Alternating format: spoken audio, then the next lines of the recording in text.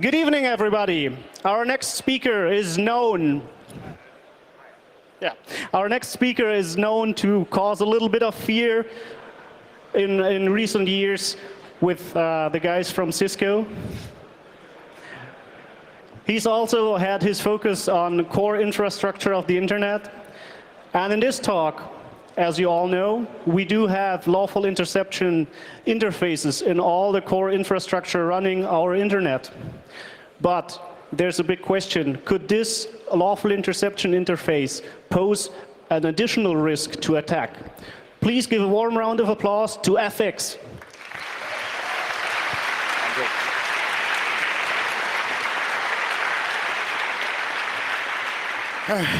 Oh well, Snowden.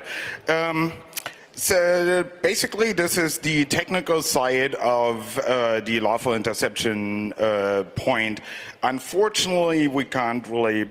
We submitted another talk on the political side together with the gentleman over there, Mr. Robert Lee. Unfortunately, it was turned down because he's with the United States Air Force. So this is not censorship. But yeah, if you want to be a censor, then your intelligence should be good, and you shouldn't miss that the guy who's allowed to talk is with the NATO as a co-director. Anyway, so what are we talking about? What we're talking about is like the game of lawful interception, what actually turns out to be pretty much a game. So what's the justification? Who are they looking for? Why are they watching porn? The inherent problems with lawful interception in the game map, then we play one side, we play the other side, and we have conclusions, and then we get drunk. So,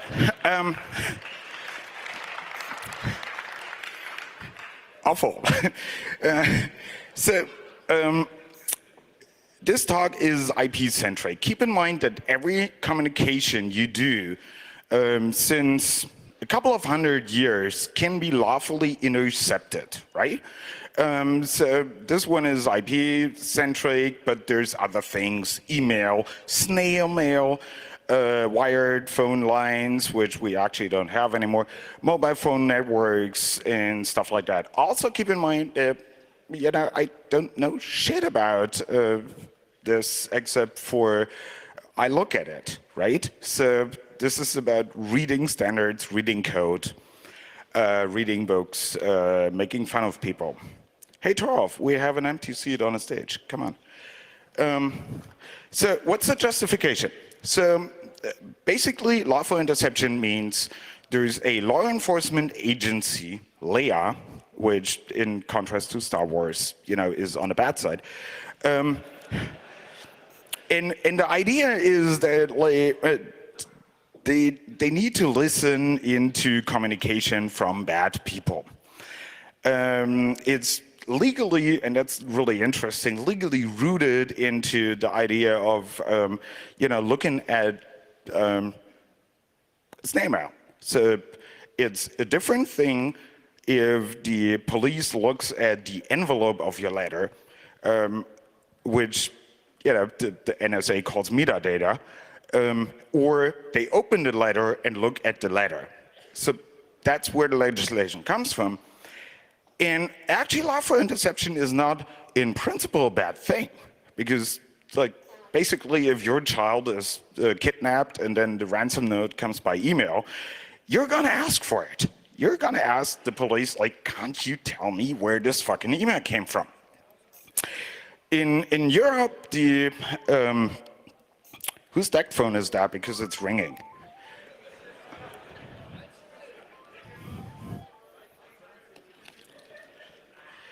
Now, I did that a couple of congresses ago. Anyway, so in the European Union, the legal basis of that is the Council resolution from the 17th January of 1995, so it's quite some time ago, which again is legally rooted into the Maastricht Treaty. And basically the Maastricht Treaty says that we have police cooperation for the purpose of preventing committing terrorism, that's all of you, unlawful drug trafficking, which immediately caused me to ask, like, okay, who's lawfully drug trafficking?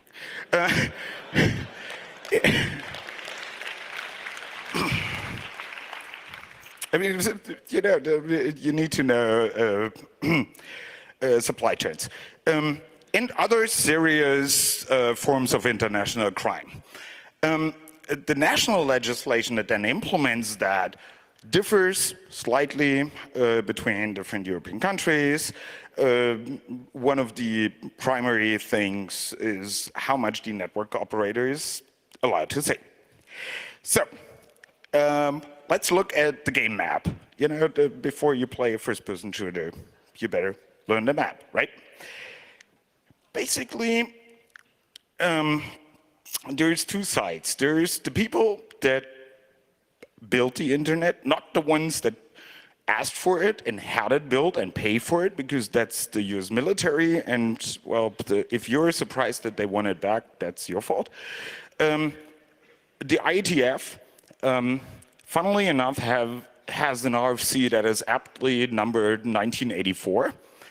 And that RFC basically says, you know, everyone should encrypt everything from point to point.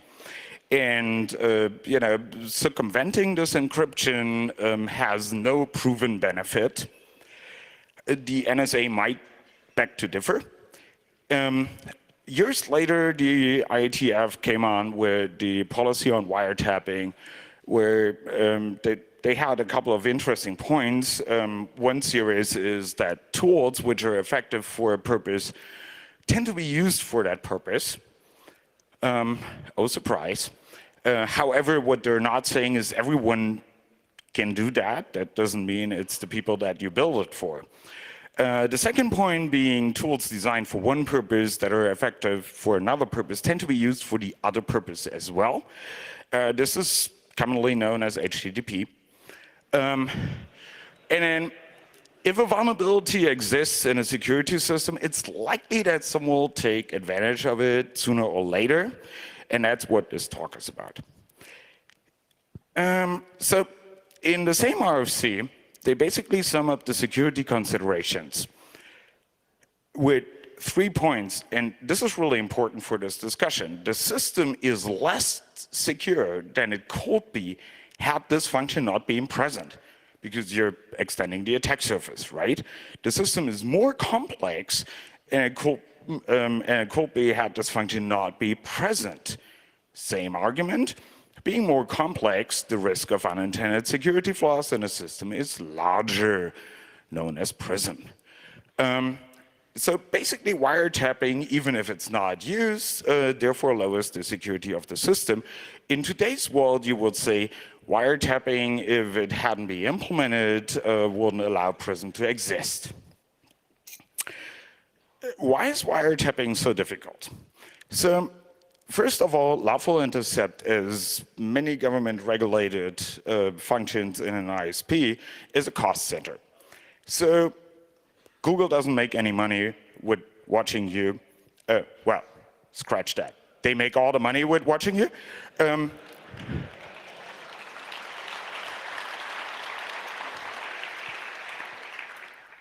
Your ISP, at least in Europe, wouldn't make any money with watching you.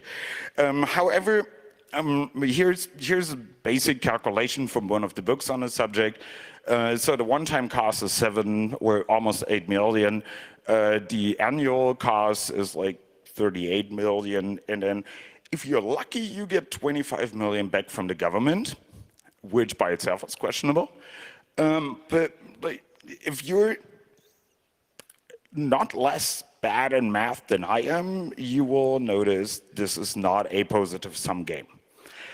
The next thing is performance and operations. So the operation of the target, like the service must appear to be unchanged. Do you know any gamers in here? What do you think you will do when your ping times go down like 200 milliseconds? which was actually triggering the naming of the talk. So that is one part. The next one is during interception, lawful intercept agencies may require information and assistance, blah, blah, blah, AKA they have no fucking clue and they call your network administrators. The third part being like the telecommunication to and from the target service be provided to the exclusion of any telecommunications that do not fall within the scope, which means they tell you who you're supposed to monitor, and you're fucking responsible to make sure that you're not monitoring the wrong people. Wait a minute. But then there's like the basic IT, and I'm a networking guy, there's basic bandwidth issues. Transmissions forwarded to the monitoring facility to comply with the performance standards of the network operators. A bullshit statement to begin with, but let me explain why this is really interesting. So this is how we actually envision the internet to be, right? So, you know, you have an access point. What the hell? Let's drink Jägermeister. That one is already open.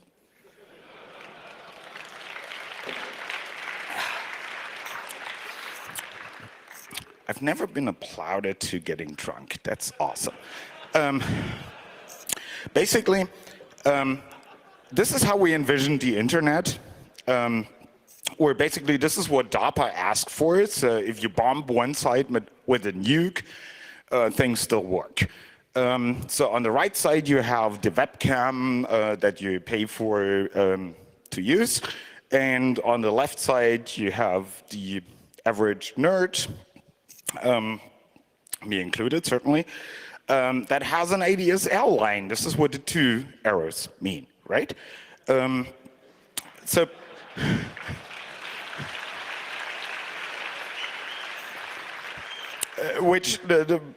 this tries to sum up that, you know, the military built the internet, the porn made it big. Basically, this is what the military and famous universities worked on. Now, a couple of years ago, I was on a conference in China. And after 2 hours of the introduction speeches from professors, I thought I'm on a wrong conference, but all the other speakers that I knew were still there. And I thought I'm on the wrong conference because they kept talking about the sensor network, as in sensoring. Because the network topology changes drastically if you're monitoring everyone. And this is what the Chinese network looks like. Basically, on every single point, you need the sum of all bandwidth that goes into the point and out of the point to be collected into your monitoring station. And this is why the Chinese actually call their local network their sensoring network, because it basically is not sensoring not with a C, but with a sensor, like it says on the slides, because that's the topology, and that means completely different routing patterns and all that things. Good. Okay, we understood the basic problems. Now, what's the gameplay? So, this is a slightly adapted explanation from Wikipedia about CounterStrike. We're talking about a first-person game in which the players join either the terrorist team or the counter-terrorist team. In contrast to CounterStrike, not all become spectators. They do it to become spectators.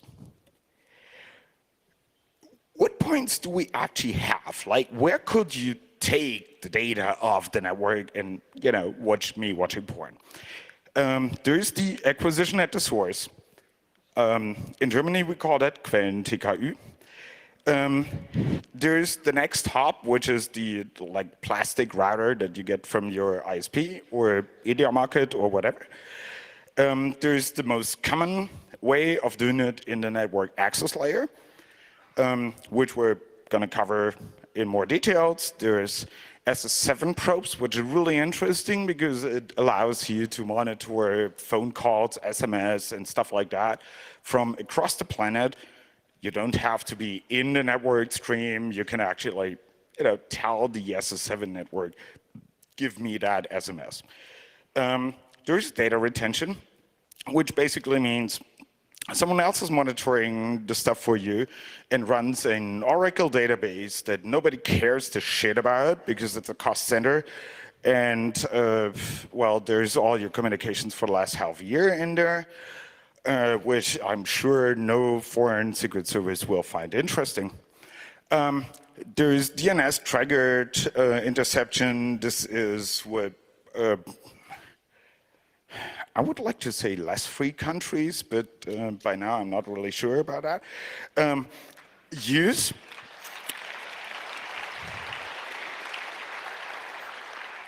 And then there's the threat actor of the type global observer, which, as far as I know, is a term that the NSA actually coined for designing crypto algorithms. So we're playing on a good side now. We're the counter-terrorists, which means let's arm up and get them. So, of course, we play the counter-terrorists because we're all the good girls, guys, whatever in between, and an android. This is how it looks like. So the US has a slightly different model called CALIA. In Europe, we use the ETSI model, ETSI.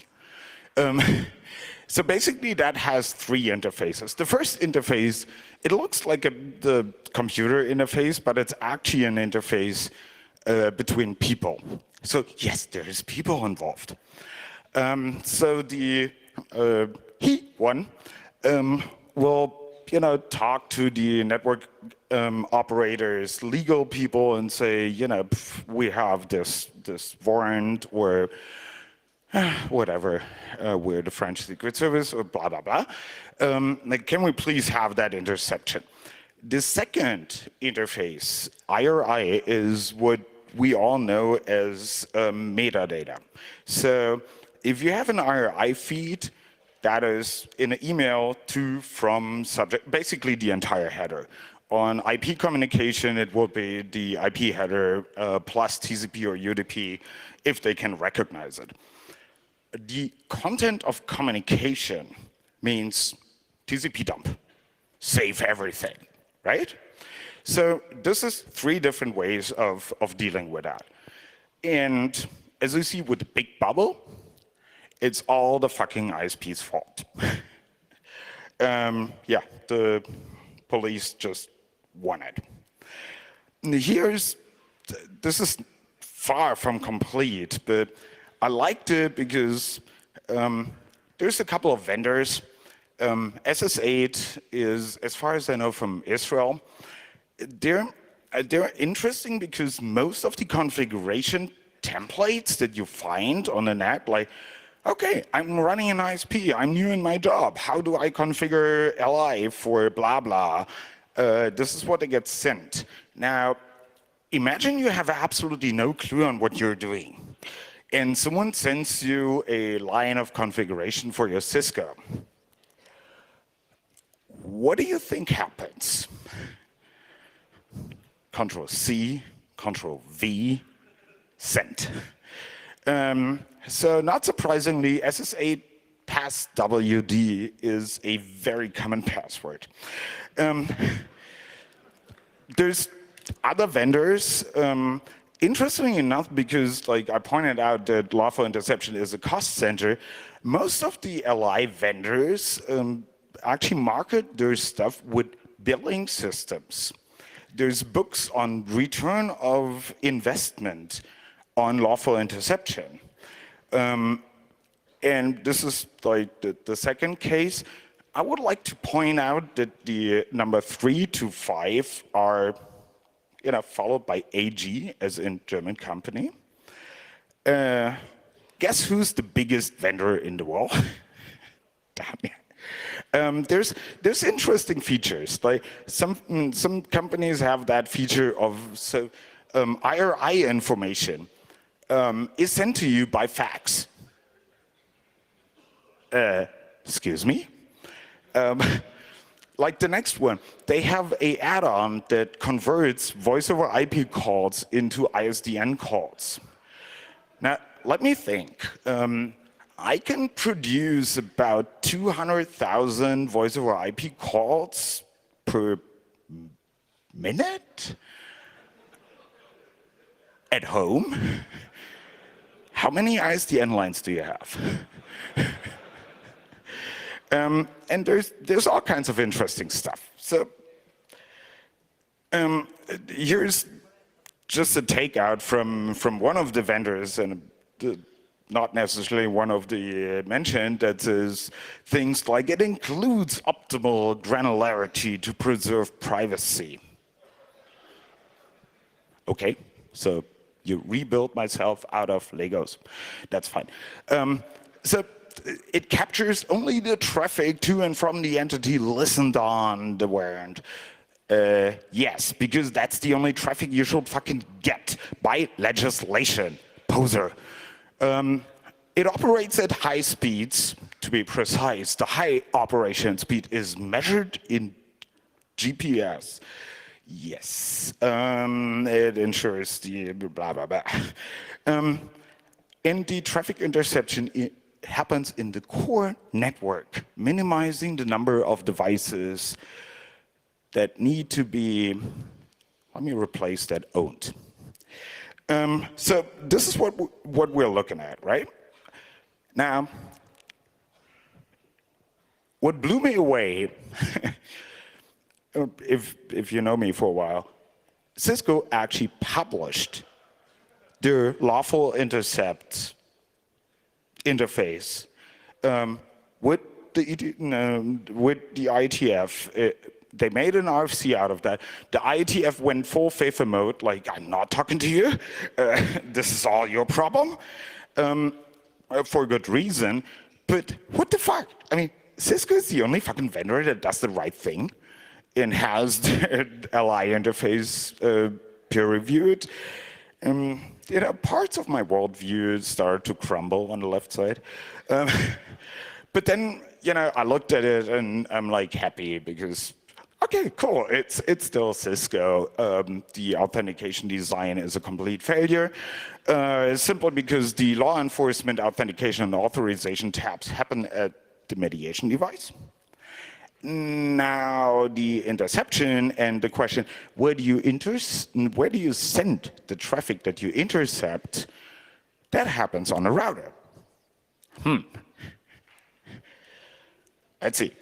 So this is from the RFC. So basically, he1 is the non-technical interface. I assume that by now the LI administration function is a web interface that both company lawyers and police access. I wonder how.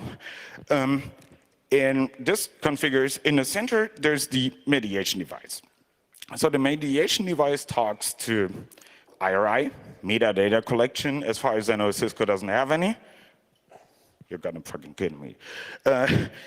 Okay, I apparently need to hurry up. And so the rest happens there. So to let pictures speak faster than I do, this is basically how it looks like. And, oh my God. I'm at slide 20 or 44 and 15 minutes left. Good. So this reference model basically says here's SNMP v3. That's common, well-controlled. Everyone knows exactly what they do. You need authentication. But the thing is, everything you do is a single UDP packet. The mediation device does all the bullshit. It manages whatever, and the router only does what it's supposed to do. Well, LI basically violates the basic, absolutely pure basic design principle of a router. Because LI matching happens in what's called the critical path. Why do you buy a router?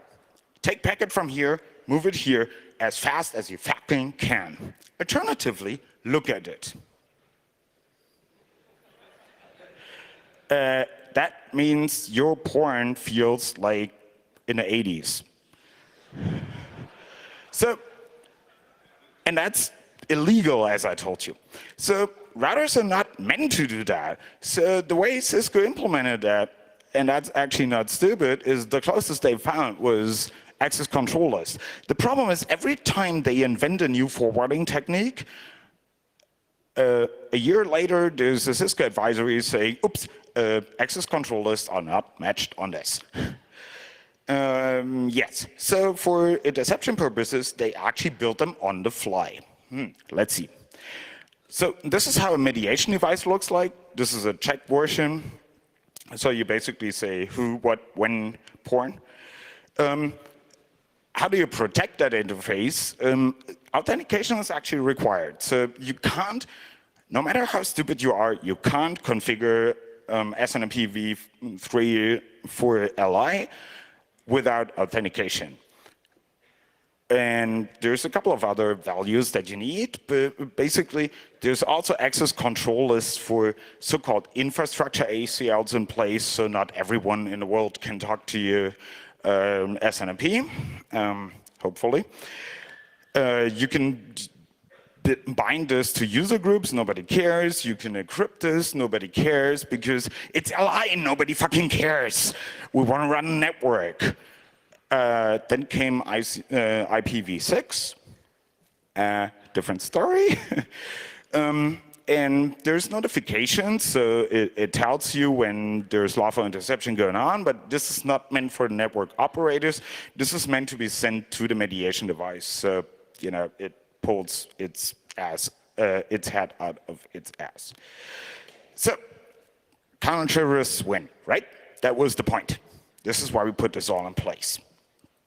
Now, just for educational purposes as a thought experiment, we're going to play the other side.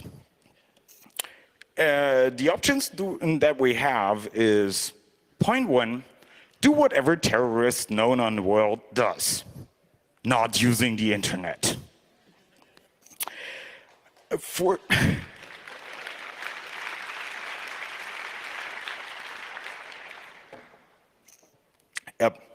it took me a couple of years to realize that those mules are not actually transporting IP traffic.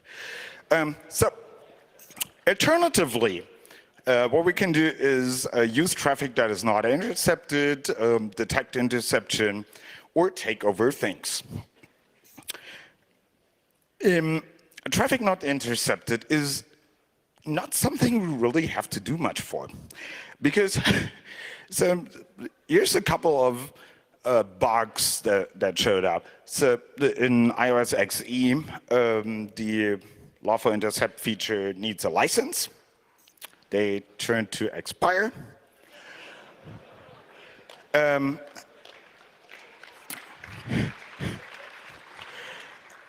And keep in mind, this is something nobody fucking cares about it.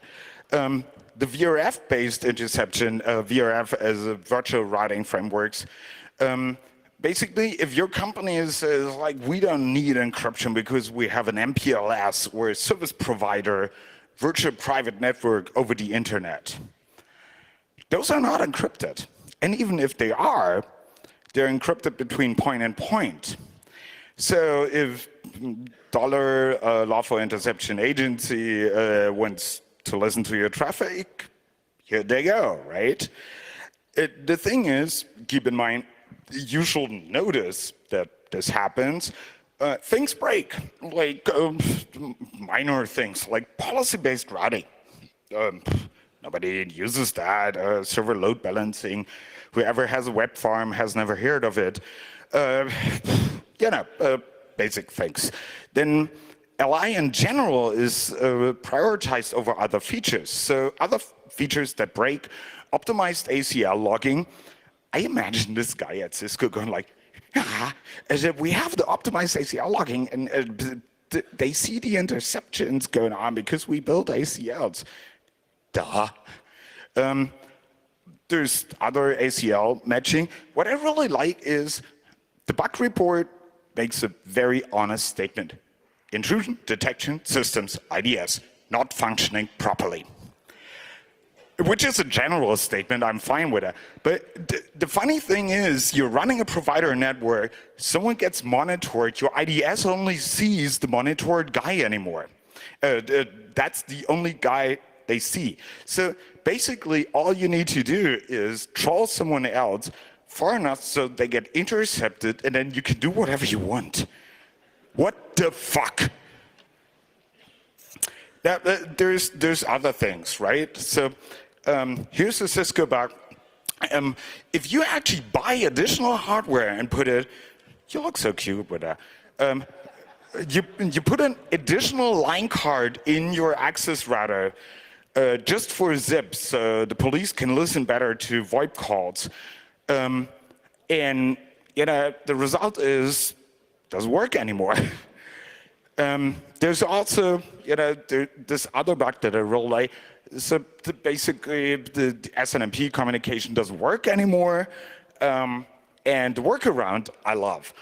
You may be able to restart the SNMP manager to force the timer for SNMP engine to resynchronize. Note, however, that doing so causes a 100% outage for all wiretaps that are served to the SNMP manager. If you cannot restart the SNMP manager, there's no workaround. This is verbatim quoted. Now, if you have so much fail, then there's a tendency to look for, can I make more fail? So stateful switchover and non-stop forwarding are major selling points for routers. In this case, the naming is Cisco, but for router vendors in general. If you have a site that is somewhat interesting, you actually have more than one router, and you have hot standby. The thing is, this doesn't support LI. So if you have a switchover, all the tabs are lost. Interestingly enough, if you cause a switchover, every router vendor in the world will tell you it's not a security issue as long as the other side took over. Yep, it's not a security issue, it's an LI issue, but that's not your problem. And the other thing that I found is that the domain name for both the router and the mediation device, I hope nobody gets zone transfers from ISPs, are actually registered with the DNS. And I defer to Dan Kaminsky to tell you what's wrong with that. Now, size does matter. If she told you otherwise, she lied. So Leah has the problem of by requirement, they want to have the same bandwidth as you have. And not everyone does interesting things from home. There's people that have big pipes at work, right? And there's interesting stories about especially the German police intercepting, where they're not saying, give me this HTTP traffic, but they say, we don't know what this guy does, give me everything. And then they call 10 minutes later and say, what the fuck, we only have a Pentium 1, turn this shit off.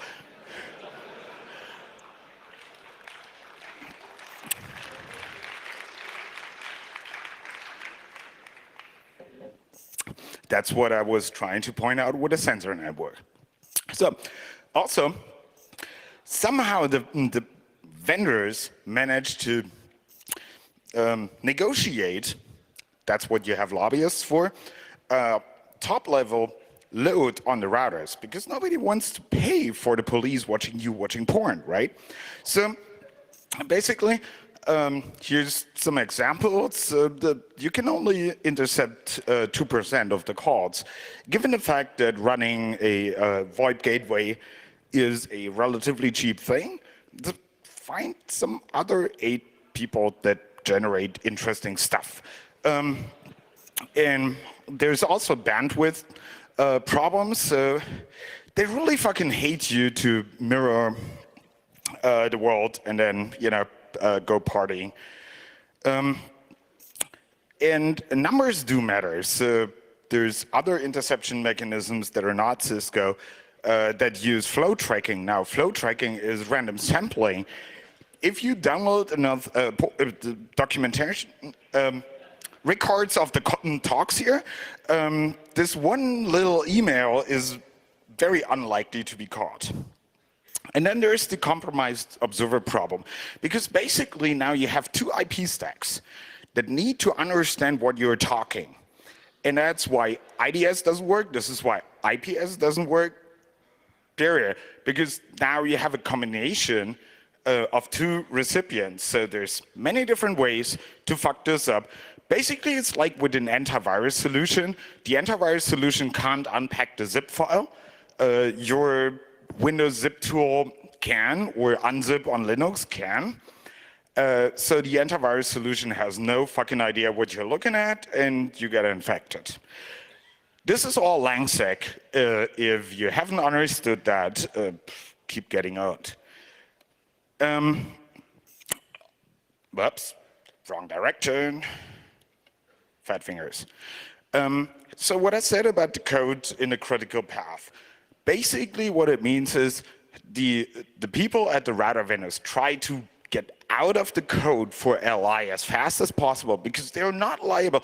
Neither the ISP nor the router vendor is liable for not intercepted packets when they're not well defined. So this, for example, looks for, oh, IPv4, cool. IPv6, cool. Let's go. Now, IPv5 is what I call a laser packet. Because lasers don't pass through prisms. Take a prism, take a laser, try it.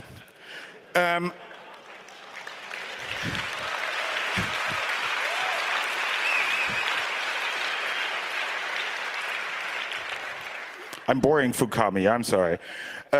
So basically, what I tried was take a regular IPv4 packet or packet stream and just like replace the version to number 5. What's funny is there's a number of routers that actually forward that, and there is a number of recipients that actually answer. That doesn't make sense unless you look at the entire OC layer stack. Because on the data link layer on layer 2, there's a number of protocols that hint on what is the transported protocol, right? So example for Ethernet, IPv4, we all know. IPv6, I actually learned from a professor that why is IPv6 better at transporting porn? Because it's 86 double D. That's not my thing. His response was, how else do you make the students remember? So basically, they take the hint from the layer 2 protocol and ignore half of the IP header just to get rid of the packet faster, because they're built to, get rid of the packet. How do you get around interception? Now, one of the things is what you just saw here, but I'm skipping this for time reasons before Hades kills me. To punt a packet, this is what this thing here shows. Like, we can't figure out shit and we punt a packet. To punt a packet means you're handing, like we're talking about a router this size, and you're handing the packet all the way up to the main CPU. Now, the main CPU is actually not there to forward packets. It's basically like when you have a company with a couple of hundred employees and everyone escalates every problem to the CEO. At some point, the CEO reboots, or gets handed off to medical people. This happens with Cisco's as well. So the interception target can basically just produce perfectly legal packets and send to whoever it was. I'm not a lawyer, but this should actually even be legal in Germany. This pushes the CPU to 100% load, like Java. And there's, in contrast to your PC or Mac, there's a watchdog process on Cisco that kills the machine and reboots it when the CPU is hanging on 100% too long. Now, consider the following. You have a communication partner. Let's say he's an embassy in London. And you want to have a secure communication with him. So you trace route to his IP address. Then you send like 10,000 packets, which is not a lot. And then you trace route again.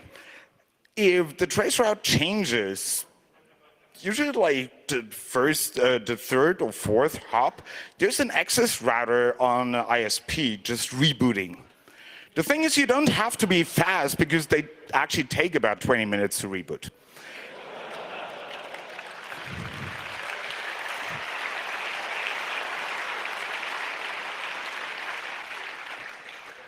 Now, if you come up with the idea, well, let's take over the lawful intercept device, that's a really bad idea. Although, like Windows 2000 or Sun Solaris is like probably years old older and still have for that, that not a good idea.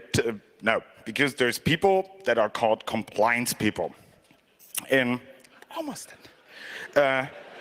And you know, they hate you because their job is to watch the compliance of this device, and root shells on that device are not good.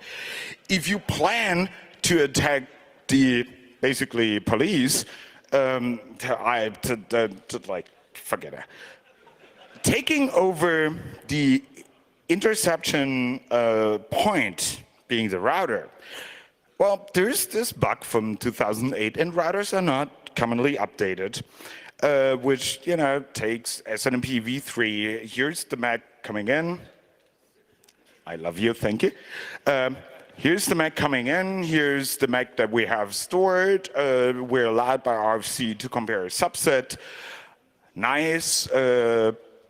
If the packet says the MAC length is 1, then the attacker only sends 256 packets and is certainly authenticated. Interestingly enough, Tom Cross found out that of all Cisco images, everything was vulnerable except for most of the ones that had LI functionality, which is interesting by itself. But also SNMP v3 gives very detailed feedback on the authentication failure. So it tells you username not known, password not known, you're coming from the wrong address, blah, blah, blah. When we talk about the ACLs, remember that we're talking about UDP. So the best practice, best common practice documents for providers say prevent spoofing from everywhere outside your network. You're in their network, you're their customer. And apparently people have covered attacking Cisco IS before, I don't know. Anyway, so what does that mean? Terrorists win. So the German term is Erledigung durch Zeitablauf. So you're basically just waiting for everyone else to put more interception code in. But in fact, like, I don't think anyone in this room is a terrorist unless they're paid for it. So this is what we're actually looking at. Nobody would, like, no terrorist organization would hire a hacker. First of all, you know, they smell funny, and second of all, they actually think about the mission they're sent on. But you can make them do things, and that's the big risk in this.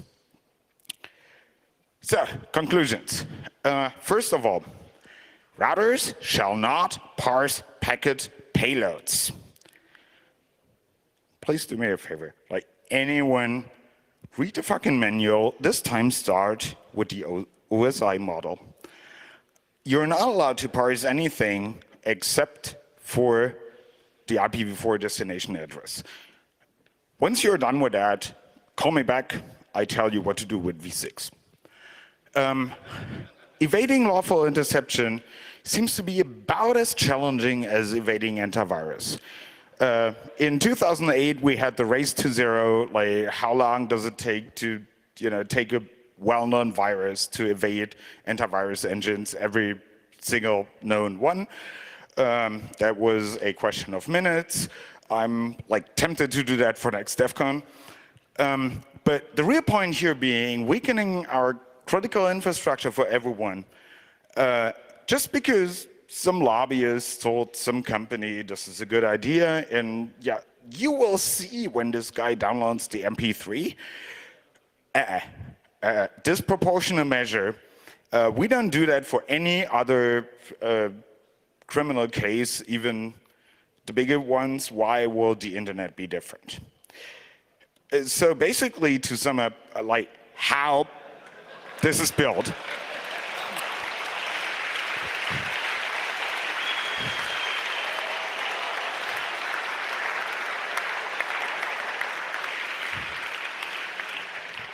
And if you want to thank the person that like gave this as a sticker to me, go to the info desk when Momo is there. Yeah, I couldn't describe it better. My recommendation, actually, how about we just fucking stop doing that and start fucking. And with that, thanks for giving me the extra time.